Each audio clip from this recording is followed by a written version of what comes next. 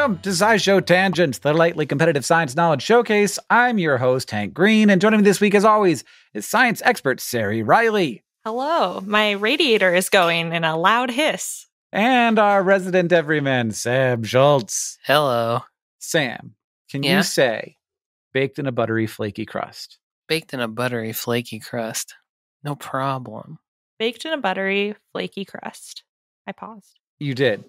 There's a thing on TikTok right now where people are asking their grandparents to say baked in a buttery, flaky crust. And when I say right now, I mean whenever we recorded this episode. So it's long gone by now. So like you ask your grandparent, say baked in a buttery, flaky crust. And these are like people whose first language is English. And they're like baked in a calorie pakey fust. And I'm amazed. So first of all, I'm a little worried about getting older. And so I kind of want to wake up every morning and like look in the mirror and be like, baked in a buttery, flaky crust. And I'm like, all right. Phew, everything's still on the up and up. Yeah. But I also think I should go to the doctor and they should get my blood pressure. They should get my pulse oximeter. They should take my temperature. And then they should say, now say baked in a buttery, flaky crust.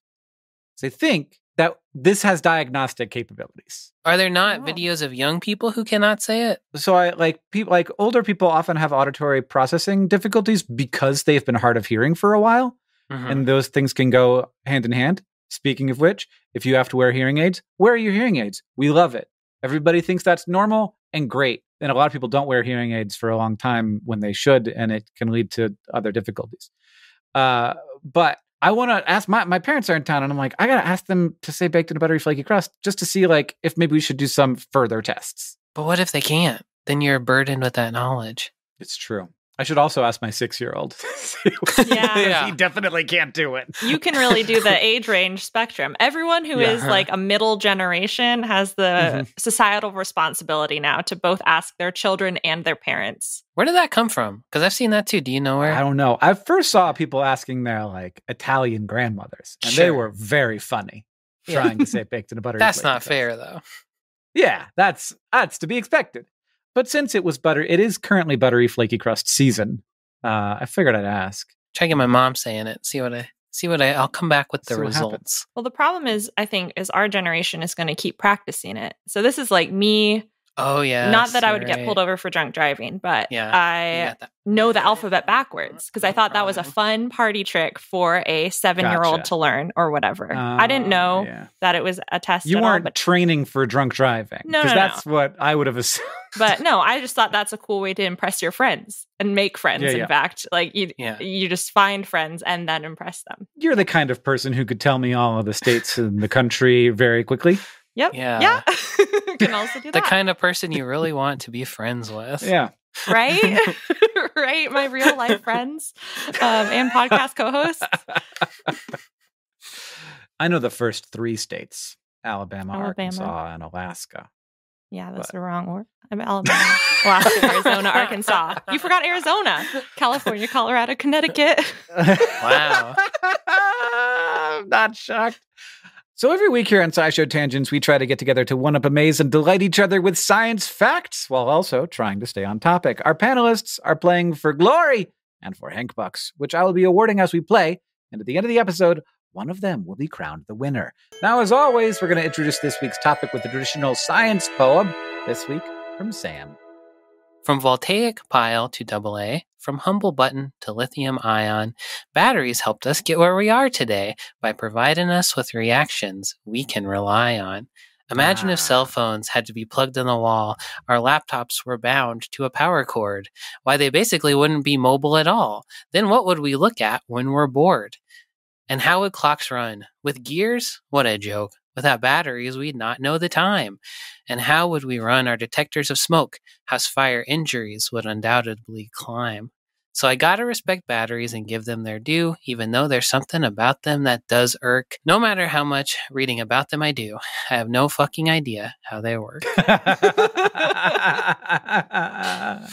The topic for the day is batteries, which are a way of storing electrons. Pushing them uphill so that they can come back down. Weird. Do work on the way. And somebody thought of this? I mean, I don't know, but I feel like people first made electrons kind of not knowing what they were doing. a lot of early chemistry was just like, what will this reaction do? Does it release energy in some way? Does it store energy in some way? And there was a lot of times where we were figuring out what forms that energy took, whether it's electricity or heat or like a variety of other things. Yeah. We're just like, ooh, chemistry. And figuring it out. We'll figure it out later. If we keep putting things together and putting them in different situations with temperatures and pressures, then eventually some rules will make themselves apparent. Sure. Which kind of did happen. Yeah. And I don't know if they became apparent or if people just were like very good at figuring them out. But when it comes to pushing electrons around, that took a long time to figure out. And you're right, Sam, remain kind of confused about what's actually going on. There's a cathode and an anode, and there's a electrolyte, and there's wires. Question mark. Anyway, Sarah, what's a battery? I can do those terms. Those I can do, I think, in a way that is hopefully understandable. But sometimes I finish these explanations and then Sam goes, huh? And then I've done a bad job. But yeah, batteries store and release energy, and they have these basic components to them. Radiator. So the two ends of the battery that connect to a wire and that connect to another device are called electrodes. It is the conductive end of the battery. And you have a negative electrode, which is where electrons, in a charged battery, there are a lot of electrons. Electrons are negatively charged particles. And so we have a bunch of them in one place. If you have a bunch of them gathered at one electrode, then that is the negative electrode. It's also called the anode in lots of cases, because when a battery is powering something else, that's where the current is leaving. That's where the electrons are leaving. And then the other end of the battery is the positive electrode. So it's another conductive end of the battery, but it just has relatively fewer electrons. So with fewer electrons, it is more positively charged relative to the negative electrode. Within the battery, they are separated by the electrolyte, which is a substance. It can be a liquid, it can be a gel, it can be a solid. There can be membranes involved that separates the anode and the cathode. Sometimes the electrolyte acts as that separator, but sometimes there's an extra material separating them so that the electrons can't go within the battery in many cases from one electrode to another, because that would be a short circuit. Then all the current would happen inside the battery. You wouldn't be able to power another device if the electrons could just rebalance within the battery cell. Instead, the electrolyte allows charged ions to move back and forth to balance things out, basically. When you connect through like a wire, the negative electrode of the battery to like a light bulb to the positive electrode, then that gives a path for the electrons to flow. They can't flow within the battery, but they can flow like outside around the battery and through the light bulb or whatever device you want to power. I guess, like Hank said, rolling down the hill from the place where there's a ton of electrons going to the place where there aren't so many and there's a lot more room for them to like hang out and be around. And they go back in the battery? And they go back in the battery, yeah. But they, at both electrodes, they're made of different materials oftentimes. And so that's where like all the energy from a battery comes from chemical reactions. And so at the negative electrode, those chemical reactions generate electrons. And at the positive electrode, those chemical reactions like take in electrons. So there's just like a chemical that has too many electrons, basically, and a chemical that doesn't have enough. And you give those electrons a chance to get from one of those places to the other one, but then you cleverly put something in between that uses them somehow. What do they do when they go back in the bottom? Do they come back out the other side? So single-use batteries, so the ones that you use for like kitchen scales or TV remotes, those are called primary batteries, and they are generally irreversible. So like once the chemical reaction happens in the electrodes, once the electrons are spewed out or the electrons are taken back in and the chemicals change, it is really hard to chemically revert it. So now you've made trash. Yes, you can no longer have a current flow. The electrons they're back in the device technically, but they are not in a form that we can have more current. But rechargeable batteries, or secondary batteries basically have easier or safer reversible chemical reactions. So when you charge a battery, you basically do that backwards, where you introduce electrons into the system so that the chemical reactions reverse. At the positive electrode, they spit out electrons and then go back into the negative electrode where they get a bunch more electrons. So they're ready to spew out. They're ready to redo the process all over again. So basically when you plug in a computer or a phone, you are smushing more electrons into the system, so much so that everything happens in reverse, is my understanding. All right. So battery, as far as I know, is the name of a crime. Is that where it got its name? It is. Like a bunch of guns. Really? What? Really? It started from there. Well, it became, you basically trace the whole history. So the original word was violence related, like assault and battery. Assault is thinking about hurting someone. Battery is punching. Assault is not thinking about hurting someone. It's saying you're going to hurt someone. Okay. I don't know the legal. I think about hurting people all the time. I never tell them I'm going to do it. Assault is the threat. Yeah. And then battery is the, you actually physical action. Start punching. And then that became artillery or military, weaponry. So battery became the tools that you use to bombard your enemies. We think the sense came from this idea that you to bombard, you have a battery of stuff. When Ben Franklin first used the word battery in 1749, he had a bunch of Leyden jar capacitors, which are just jars with foil on the outside and inside and connected with wires. Ben Franklin, lightning guy doing electricity stuff. And he had a bunch of these jars linked together and he was like, wow, a battery. It's generating power, or it's this powerful thing. And there's a bunch of them. And so I have a battery here. So he himself said that he's made it up. Yeah. Branding genius. We know the guy who did it. We know the guy who did it. Yeah. Not only do we know him, we know about him. Yeah. I know things about that guy. I've got money with him on it. He's on one of our money. Wow. Congratulations also.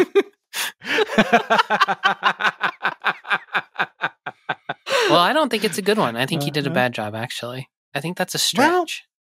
Well, I agree it's a stretch, but I also agree it works, and I don't get confused. I'm not using a battery and thinking, I might use this to hurt someone, or this might be a tool someone has given to me to hurt me. You could slingshot it. That would really mess somebody up. Battery. You could do it in Battery Park. It'd be battery. You could put a battery in some batter, beating. Battery. That is also the same root word battery. of beating things. Battery has D's. Doesn't it? No, batter. They all have T's. For a second, they all have T's. Everybody, they've all got T's. No, none of them are D's. I immediately recognized my error. For a second, I thought that the stuff that cookies are made of had D's. You're the baseball guy. Hey, batter. That's still T's though, but that's still also T's. There is no double D one, guys. It's all T's. Yeah, batter. So we get to sound like D's. But things can be worse, and you might say that they are badder. Yeah. A worse battery covered in batter would be a batter. A battery. Yeah. So we got it totally worked out, everybody. We figured it out 100%. And now it's time to move on to the quiz portion of our show. Batteries, with a T, are an incredible example of human ingenuity and everything that we've learned when it comes to chemistry. But nature has also built many of its own useful materials, and scientists have been looking at biology as a potential source when it comes to new types of batteries. So today we're going to play Secret Ingredient, where I tell you about some kind of battery that scientists have made. But I leave out one of the biological ingredients that made the battery possible, and you got 4 options, and it's up to you to guess which the secret ingredient is. Round number 1. In the 2010s, the U.S. Department of Defense funded a number of projects that looked at using animals with implantable battery-powered circuits for various applications. Inevitably, that led scientists to explore whether they could use an animal's own metabolic processes as a battery. Which of these 4 animals was the animal that has been converted into a living battery? Is it an eel, a wombat, a snail, or a shrimp? That was none of them that I was guessing. Shrimps kind of look like batteries, hard on the outside, squishy on the inside. Salty, I feel like a battery's got to be kind of salty, right? I think it's a shrimp. I think you could just put a shrimp right in your Game Boy and you could get to town. Yeah, you do want one that's the right size. Yeah. It's the right shape and size. They even have wires coming out of their faces. Shrimp. You got the big wires there. But you know what doesn't have big wires sticking out of them? The battery. You just put that in the device. That's true. You don't want big wires. Yeah. Sari, what do you think they'd turn into a battery? I feel like electric eel, they kind of already work like batteries. They're electric organ. Feels straightforward. Sam's shaking his head like I'm too easy. Sam's very distracting. He's like, absolutely not. It's too cannot easy. Be eel. I think they phoned it in. I think it's eel. That's what I'd do if I was trying to make an electric animal. I'd start with an electric animal. Sam, did you pick one? Shrimp. Yeah, shrimp. Shrimp, obviously. Shrimp's the battery.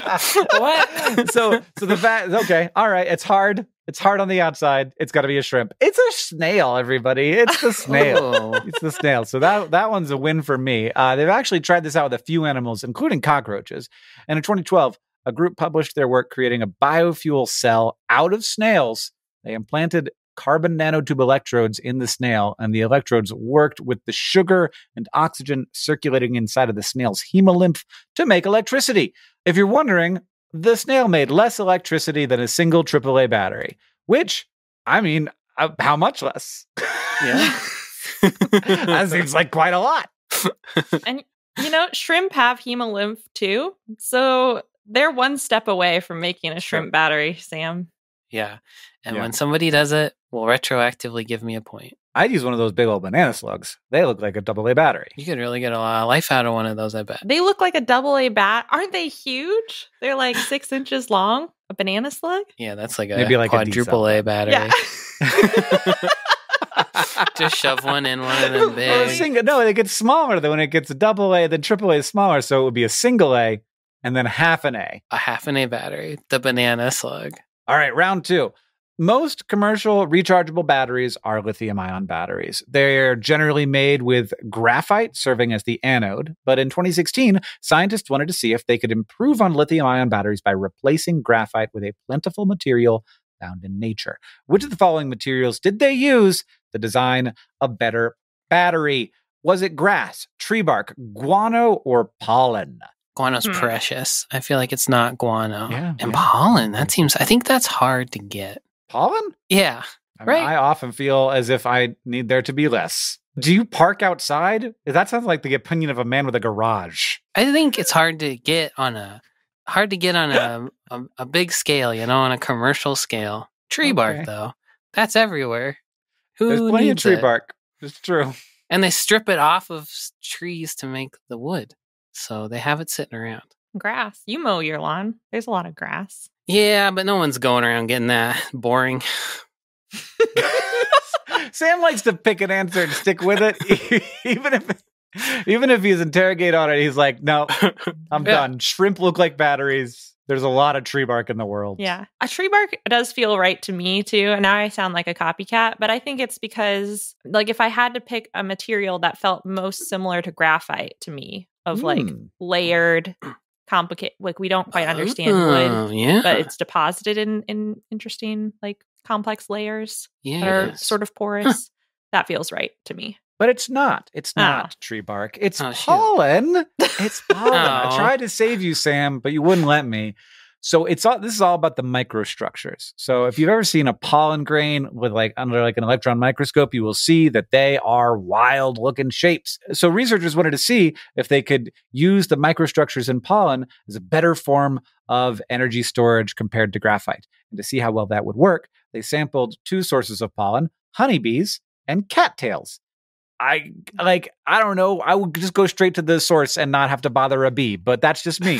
They heated the pollen to very hot, over 1,000 degrees Fahrenheit in an argon chamber, and then reheated it again to a lower temperature so that pores would form within the carbon structures. And the pores allowed for more energy storage. And the researchers were able to use the pollen to create a battery, and the cattail pollen was able to store more energy than the bee pollen, though it wasn't bee pollen, it was pollen found from a on bee bees. That they stole from a bee. Yeah, the bees didn't make it. And that could be due to the bees collect pollen from lots of different plants, so the pollen itself was irregular compared to a more uniform cattail pollen, which again is just another good reason to not steal all your pollen from bees. Mm-hmm. Yeah. They're probably really grumpy. All right, round number 3. Lithium is a limited metal in the world, so scientists have been working on creating alternatives like a sodium-ion battery. But because sodium ions are larger than lithium, scientists have also had to work on redesigning the battery anode. This year, researchers announced that they were able to create a sodium-ion battery using a material often found in our food. Which of these materials did they use? 1, crab shells. 2, chicken bones. 3, orange peels. Or D, honey. Yeah, I did switch to letters there at the end. Well, didn't we do a crab battery one? I think it might be my crab battery. Is it the crab battery? Have we caught Naboki in a little accident here? Or is she tricking us, maybe? She heard the other episode and was like, they know crab battery. I forgot about crab batteries. I think it's the crab battery. The classic crab battery is my answer. It's crab battery 2, crabbier, and this time it's personal. Batterier. Crabbier and loving it. Crab batter. Crabbery and batterier. Yeah. You were right. It's the crab shells. Look, there's only so many facts. So if you remember this, they heated crab shells up a bunch and then mixed them with either tin sulfide or iron sulfide. And the scientists were also exploring using chitins from crab shells as an electrolyte for other batteries.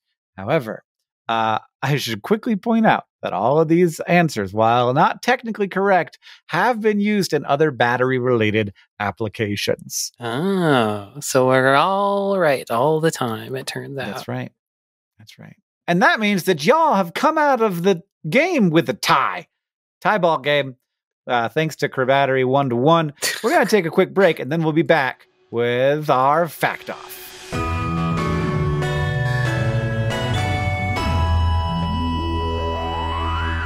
SciShow Tangents is brought to you by Rocket Money. I've said it many times before, I am the money dummy, and that is not a joke either. I frequently forget the password to my bank account, so sometimes I go like an embarrassingly long time without looking at my bank account. I'm terrible at paying bills. I lose my debit card at least once a year. I could go on, and really I have no excuse for being this dumb. And I don't even really deserve to have anyone help me get a better handle on my finances, but in spite of all of that, there is Rocket Money, who does love me in spite of my faults and wants to help me. Rocket Money is a personal finance app that finds and cancels your unwanted subscriptions, monitors your spending, and helps you lower your bills all in one place. And here, just off the top of my head, is an example of how it can help. Most people far less dumb than I am even, think that they're spending $80 on their subscriptions, when in reality, the number is closer to $200. We're caught in the streaming wars, people, and things are getting pretty ugly. When you're signed up for 1 million streaming services, you're bound to lose track of a few, also known as the fog of streaming war. But Rocket Money helps you cut through the fog of streaming war by helping you cancel the subscriptions you don't want with just the press of a button. And Rocket Money does other stuff too, like negotiate to lower your bills, monitor your expenses, recommend custom budgets, and notify you when you've reached your spending limits. With over 3 million users and counting, Rocket Money customers have saved an average of $720 a year. So take it from me, the money dummy. Stop wasting money on things you don't use, cancel your unwanted subscriptions, and manage your money the easy way by going to rocketmoney.com/tangents. That's rocketmoney.com/tangents. rocketmoney.com/tangents. SciShow Tangents is brought to you by Uncommon Goods, your one-stop shop for high-quality, unique gifts. The holidays are just around the corner, and if you're like me, you want to make them special for the people in your life. Like, haven't you had enough of getting people gift certificates? They can be useful, I guess, but no one's love language is gift certificates. You want to get the people you love something they'll love, a task that used to be easier said than done, before Uncommon Goods. Now, it is both easy to say Uncommon Goods and easy to go to their website and shop truly unique and remarkable gifts from all over the world. Uncommon Goods has scoured the globe for gifts that'll make your friends and family say, "Whoa, where'd you get that?"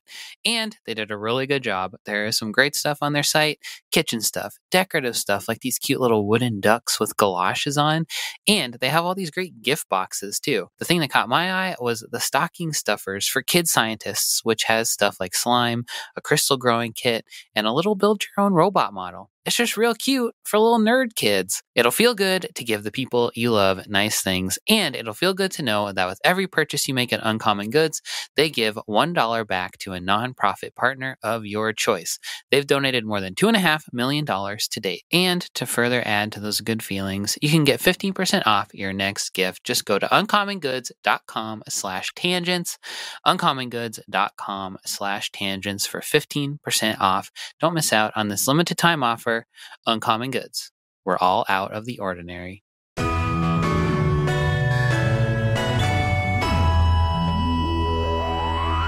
Welcome back, everybody. Now get ready for the Fact Off. Our panelists have brought science facts to present to me in an attempt to blow my mind. And after they have presented their facts, I will judge them and award them Hank Bucks any way I see fit. And to decide who goes first, we have a trivia question.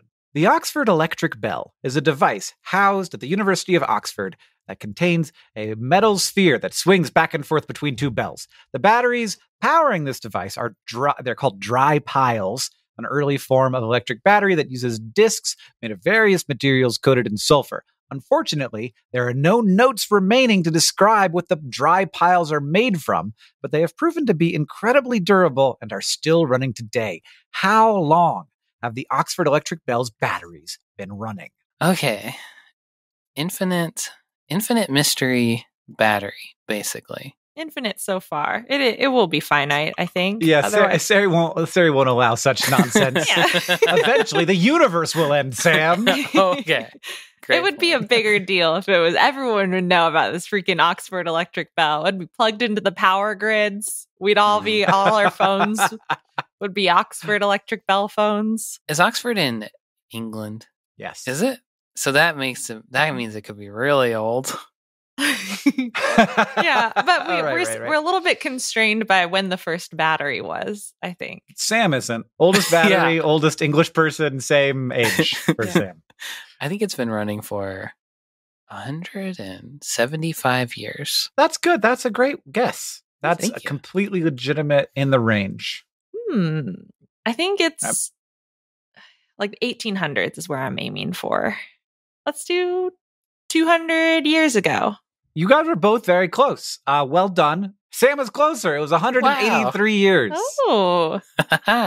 Good job, Sam, with your British knowledge. Yeah, you can go and you can look at YouTube videos of it by just searching for Oxford Electric Bell. It's also called the Clarendon Dry Pile, which is the worst. That sounds like a little poopy. Yeah. Are you suffering from dry pile? Yeah.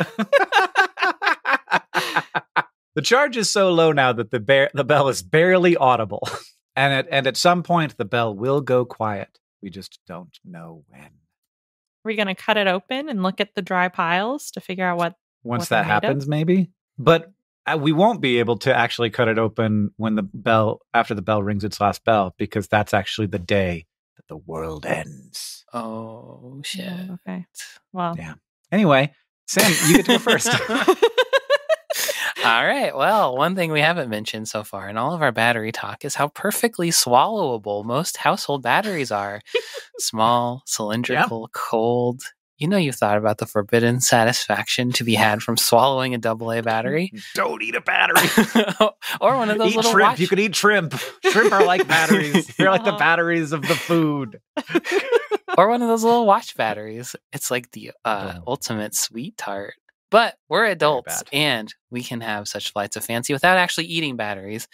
Children, on the other hand, according to pediatricians, every year something like 2,500 of those little knuckleheads swallow a battery, and the reality of eating a battery is way less fun than the fantasy of eating one. A battery inside of you, exposed to saliva, can cause a reaction called water electrolysis, which is when electricity breaks water down into oxygen and hydrogen inside of your body, and you don't want a lot of hydrogen inside of your body.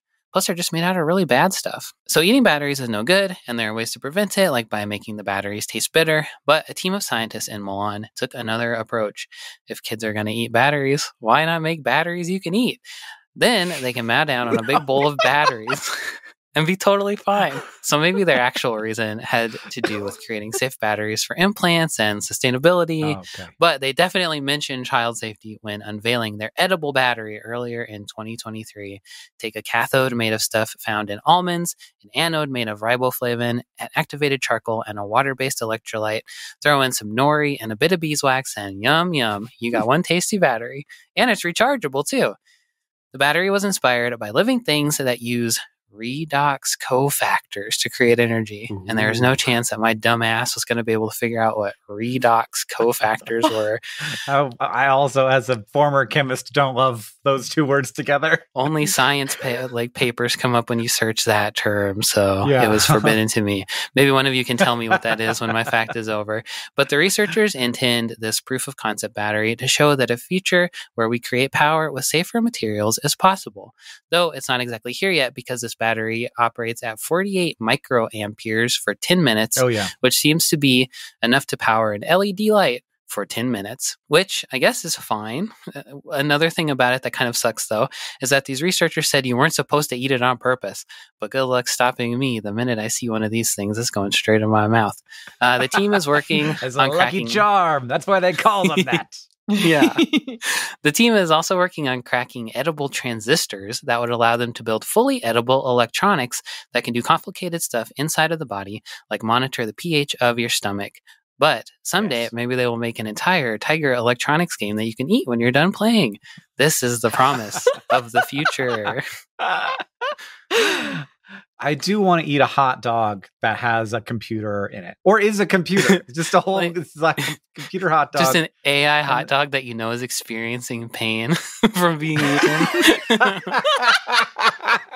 I was thinking like a spy device, like, I have my like secret message, and then I don't want to get caught. Oh, what if it experienced pleasure from being eaten instead? Which would be worse? Thank you, Papa.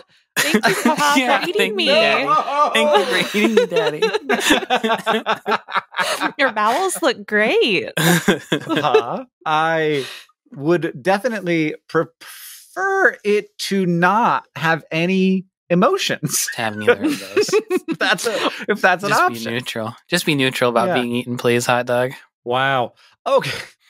Have you guys ever licked a button battery? No, I've always wanted to lick a battery, but I'm too scared. I've licked a D battery before. I've always wanted one of the square to do ones. Yeah, I've licked a 9-volt to just see if it was charged. Mm-hmm. What's it do? It zizzles your tongue. I don't know if it does like water electrolysis to it, and that's what zizzles, but it feels interesting. You feel it. It feels like a feeling. And it tastes like metallic-y too, a little bit. All right, weird. And but I think that if you're going to create much charge, no matter what, it's going to be a problem to eat it. So you have to solve that problem some other way. I guess that makes sense. Part of the reason why that's edible is that it's just not enough charge to cause much damage. Enough. Be very careful with button batteries, everybody. And don't eat any battery. Yeah. Don't eat batteries. I was just having some batteries. Fun, You know, I didn't realize the theme of this episode was going to be don't eat batteries, but it's because everybody wants to do it so bad, or just to deny ourselves the pleasure. Well, my fact also has to do relatedly with eating batteries. So let's go. So if I saw a store-bought pack of batteries in a lab, I would assume therefore a graphing calculator or a flashlight or any number of random office supplies, or I guess a curious scientist who wants to taste a bitterant. A lot of these single-use batteries, from AAAs to D cells, can discharge around 1.5 volts of electrical energy. Not all of them, but in general, that voltage works for small electronics. But these kinds of batteries were also the key to the first ever published experiments that demonstrated how the platypus can use its bill to detect electricity. And this was a big deal because it's the first time electroreception was reported in a mammal or anything non-fish, non-amphibian. So to give a sense of the research timeline, scientists figured out that fish, like sharks, could sense electric fields in the water around 1958 or 1960. So my vague guess is that a lot of the weird Electricity-related biology focus was on them for a while. But around 1983 or 1984, biology researchers noticed some pores in the bill skin of platypuses that looked oddly similar to the mucus-filled electroreceptive pores on fish skin. And then in a paper published in 1986, a joint Australian-German team studied platypus behavior using some very fun, in my science expert opinion, methodology. So they had 4 platypus subjects and a pool that was 3 meters in diameter and filled with tap water up to 40 centimeters deep for them to swim around in. And I think they tested one platypus at a time because they described that when a platypus was hungry, it basically circled the bottom of the pool, touching the edge with one leg, with its eyes, ear canals, and nostrils all closed and kind of like sweeping its bill back and forth to search for traces of food to eat. And my favorite of the experiments they conducted involved putting 3 objects at the bottom of the pool, each spaced 10 centimeters from the other 2. A charged 1.5 volt alkaline battery, a dead battery, and a dead shrimp tail. And that last one is food. But basically a battery, too. But they knew. They knew.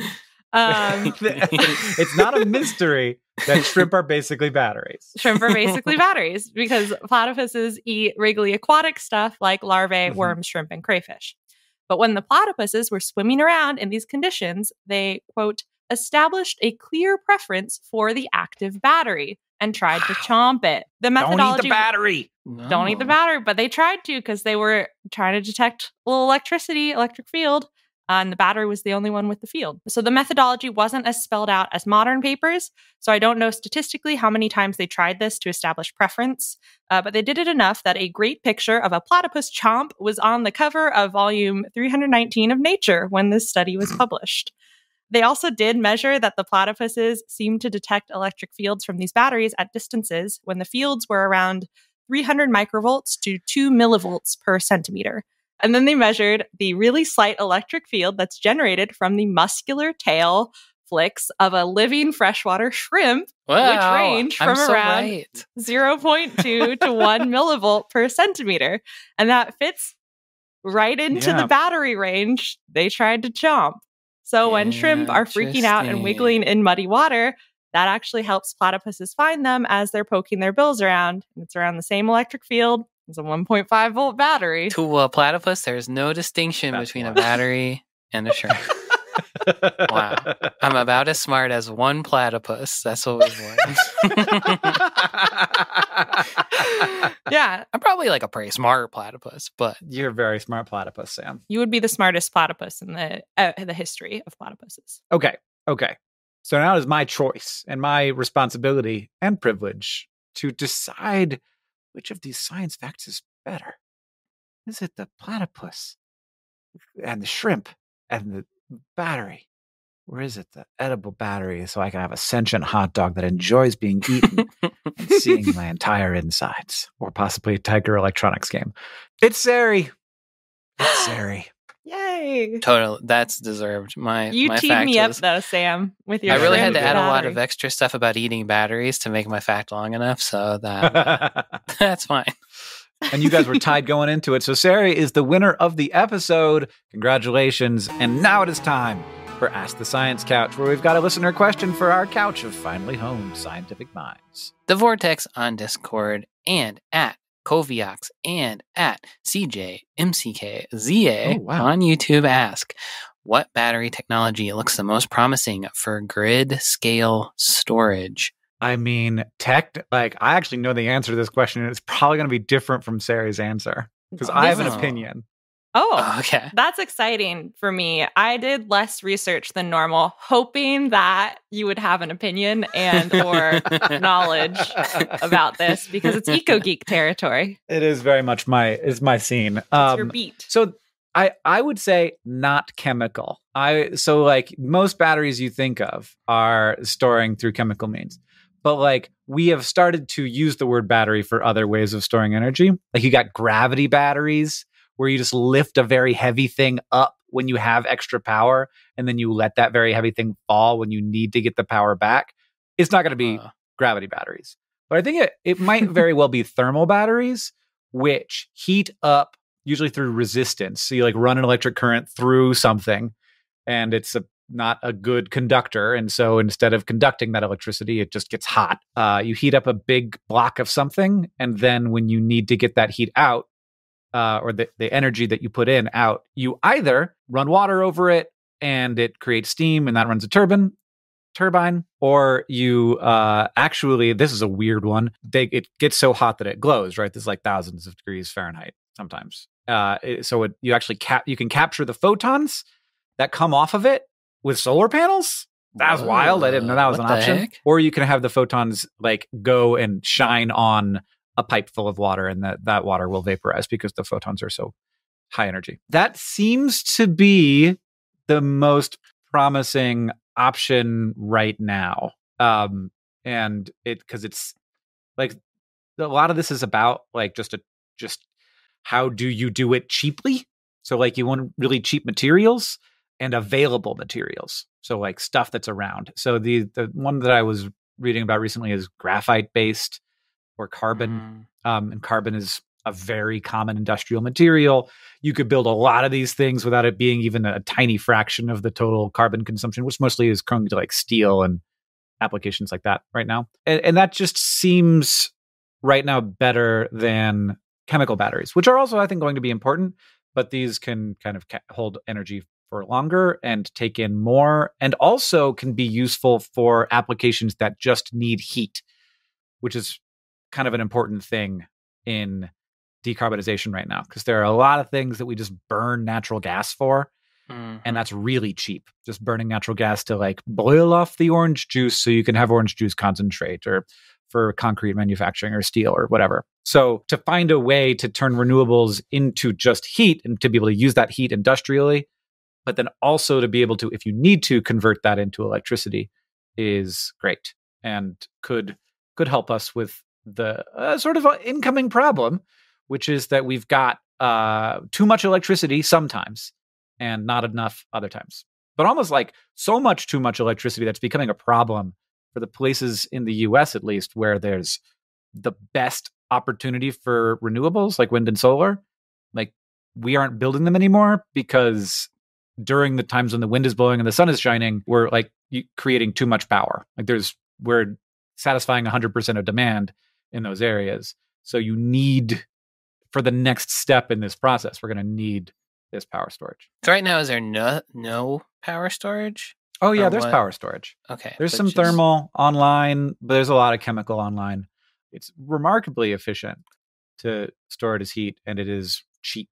There's just like the materials are much less expensive than trying to create these fancier batteries. Even though most chemical storage isn't like a very fancy lithium-ion battery that you'd find in your phone.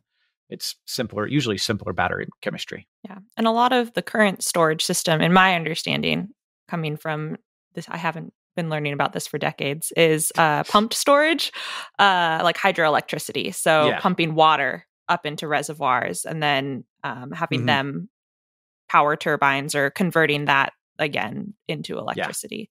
Yeah. And that's super cheap. It's basically a pump, some kind of, oftentimes a pre-existing hydroelectric situation. So you don't even have to build the dam. But that's kind of terrain dependent. Like you need the right situation in order to be able to build it. What else you got, Sarah? Anything? Do you want me that? Not as good as that. I did some research into what like electrochemical batteries are out there for grid scale storage. Yeah, am I right that it's mostly more like simpler chemistries than lithium ion? Yeah, there is like, it feels like everyone is on the lithium ion train of like lithium ion everything, in the way that, and I think part of that is like marketing, and to some extent Elon Musk being like, I'm going to make my Teslas run on lithium ion, and then I'm going to make lithium ion power storage. Right, yeah. If you have like home power storage, that's often lithium ion, yeah. Yeah. And so there is some degree of like battery storage power plants that are made with lithium ion batteries, but they are orders of magnitude less than like pumped storage power plants that exist right now. I think, like you said, Hank, the cheaper, easier batteries, like lead acid batteries, which are a type of rechargeable battery that was invented a while ago, like 1859. Like as batteries were starting to become a thing, lead acid batteries started to exist. And they're often what are in like cars or powered wheelchairs or things like that. You can have liquid lead acid batteries with like sulfuric acid inside as the electrolyte, or you can have gel versions. And lead acid batteries are fairly common in like grid scale battery storage attempts. There are some molten salt batteries, which are very weird, where you basically like solidify the electrolyte and then you need to melt it or something, like make it a liquid again in order to discharge the battery. So you store an energy, and that the idea is that you can keep it for longer by making it solid, so the ions move around less. They still gradually diffuse because there are always a little bit of wiggles going on. Like even a solid thing is still moving slightly. And then there's another like that I think gets lumped in with electrochemical batteries because it works similarly, but isn't quite the same.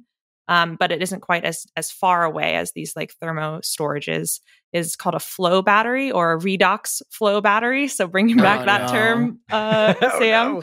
No. These are like big tanks of liquid, right? Yeah, they're so weird. So basically this idea of redox is oxidation reduction reactions, which basically are just reactions that involve the transfer of electrons from one thing to another. And a redox cofactor would be a molecule that would work together with an enzyme to do a redox reaction, I'm pretty sure. Yeah. I think that is right. I think that's what that is. Yeah. So basically something that makes the redox reaction go faster or more efficiently or with a higher probability of it happening. Flow batteries are just, two big tanks, and each tank holds a giant amount of liquid electrolyte. And one is positively charged and one is negatively charged. And each tank contains atoms or molecules that are like primed to react to either release or to store electrons. And so they pump these electrolytes into a place that's separated by a membrane where the reaction actually happens. But until you need them to react, you just store them in the big tanks. And then when you need the energy again, you mix them together. And then you just have and then you just make bigger and bigger tanks. Yeah. And so that's why it's like cheap, easy, because if you can make a big tank, then you can make a redox flow battery, basically. My favorite battery technology is putting everybody's thermostats on a sort of like unified thingy, and then knowing when there's a lot of extra electricity, you like turn everybody's air conditioners on, and then you turn them off when there's not. You're like, okay, it's going to be a hot day. We're going to turn everybody's air conditioners on. They're going to store that cool air inside of the house for the rest of the day. And we're not going to have the air conditioner on in the nighttime. And I'm like, I like this idea. That's a cute idea. What? That counts as a battery? Kind of. You're like storing energy. You don't get to capture it back. But yeah. We call it a virtual power plant, which is fun. I want to do a SciShow on virtual power plants someday. Collective action as battery. Well, and like it also is just like good because like those times when 100% of electricity is being provided by renewables, it just becomes very cheap to do anything during those moments. So anything you could do with the electricity you have when the electricity is basically free becomes a good idea. If you want to ask the Science Couch your questions, you can follow us on Twitter at SciShow Tangents, where we'll tweet out topics for upcoming episodes every week.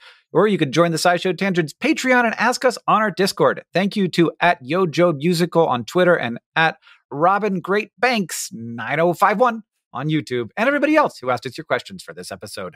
If you like this show and you want to help us out, it's so easy to do that, and you should. First, you can go to patreon.com/SciShowTangents. Become a patron and get access to things like our newsletter and our bonus episodes. Shout out to patron Les Aker for their support. Second, you can leave us a review wherever you listen. That helps us know what you like about the show, and it helps other people find us. And finally, if you want to show your love for SciShow Tangents, just tell people about us. Thank you for joining us. I've been Hank Green. I've been Sari Riley. And I've been Sam Schultz. SciShow Tangents is created by all of us and produced by Jess Stempert, who has just joined our team. Hello, Jess. Jess is in the room right now. Hello. Thank you for producing SciShow Tangents. I'm so happy to be here. I'm still going to be around everybody. Don't worry about it. Yeah, same story. Our associate producer is Eve Schmidt. Our editor is Seth Glicksman. Our story editor is Alex Billow. Our social media organizer is Julia Buzz Bazzaio. Our editorial assistant is Deboki Chakravarti. Our sound design is by Joseph Tuna Medish. Our executive producers are Nicole Sweeney and me, Hank Green. And of course, we couldn't make any of this without our patrons on Patreon. Thank you. And remember, the mind is not a vessel to be filled, but a fire to be lighted.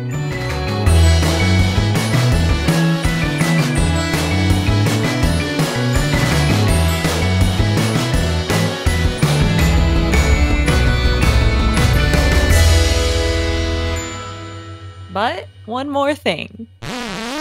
In a paper published in September 2013, a team of engineers created what they called a microbial battery. Ooh. They used a cathode made of silver oxide and used an anode coated with exoelectrogenic bacteria, which are microbes that eat stuff and then spew electrons outside of their cell body.